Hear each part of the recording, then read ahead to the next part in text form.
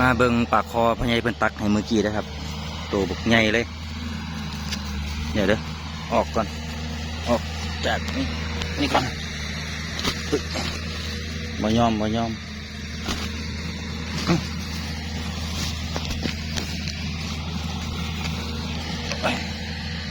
ตัวบกใหญ่เด้อ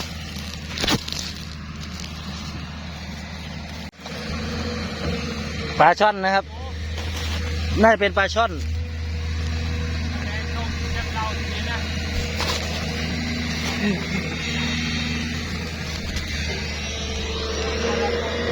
แอบ